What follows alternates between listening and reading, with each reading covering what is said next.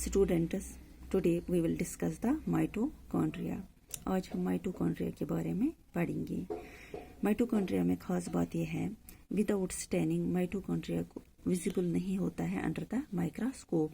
सो इसमें जो ये स्टेनिंग है ये ज़रूरी है ताकि माइटोकॉन्ड्रिया विजिबल हो जाए under the microscope. Number of mitochondria vary होता है हर सेल में। ये डिपेंड करता है physiological activity of the cell पे। अगर हम बात करेंगे शेप और साइज की, इसमें भी कंसिडरेबल डिग्री ऑफ वेरिएशन देखी जाती है। इसकी शेप माइटोकॉन्ड्रिया की होती है या सॉसेज शेप्ड और सिलेंड्रिकल। डायमीटर इनमें होता है 0.2 to 1.0 micrometre average and length इसकी 1.0 to 4 लेन, यानी कि ये डायमीटर इसका याद रखना आप।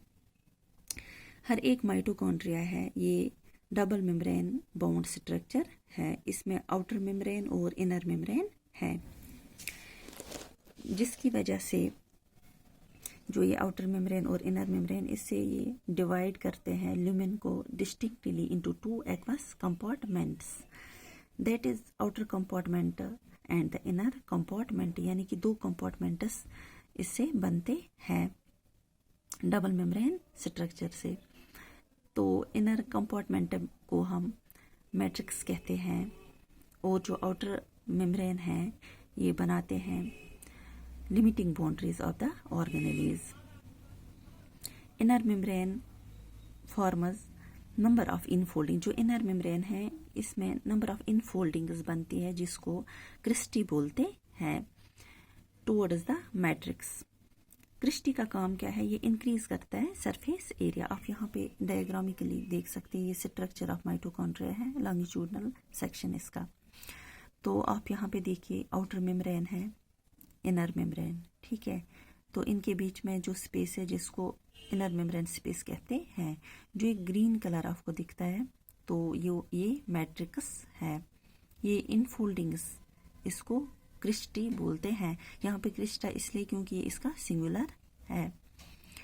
तो आपको अब दूर से ही पता चलता है यहाँ पे दो कंपार्टमेंट्स हैं। इसको अच्छे से याद रखना डायग्राम को।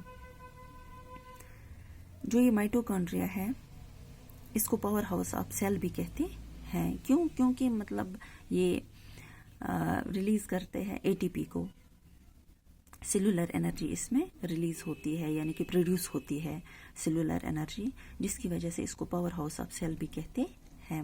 ये हम आगे पढ़ेंगे। टू मेम्ब्रेनस, जो ये टू मेम्ब्रेनस हैं आउटर और इनर मेम्ब्रेन, इनके खुद के स्पेसिफिक एंजाइम्स होते हैं जो माइटोकॉन्ड्रियल फंक्शन में हेल्प करते हैं। तो यहाँ पे आप देखिए, the two membranes have their own specific enzymes associated with the mitochondrial function.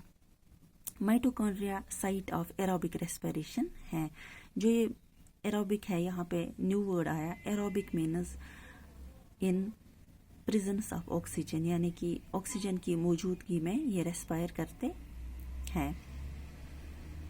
इसमें मतलब ये साइट किसके लिए है, एरोबिक रेस्पिरेशन के लिए। कौन?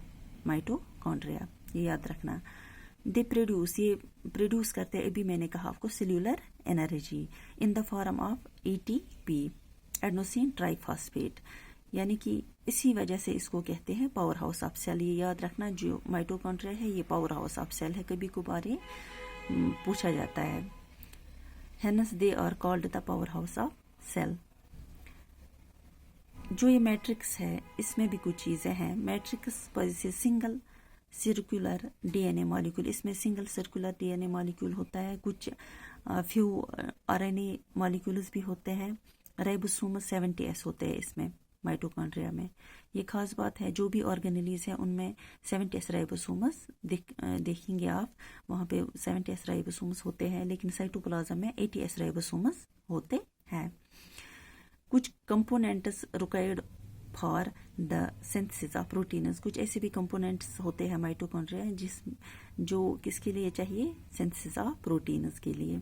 माइटोकॉन्ड्रिया डिवाइड होता है बाय फिशन, एक होता है फ्यूजन जिसमें मतलब ये ज्वाइन होते हैं, और फिशन जिसमें ब्रेक डाउन होते हैं। तो माइटोकॉन्ड्रिया कैसे डिवाइड होता है? By fission. ये आज का हमारा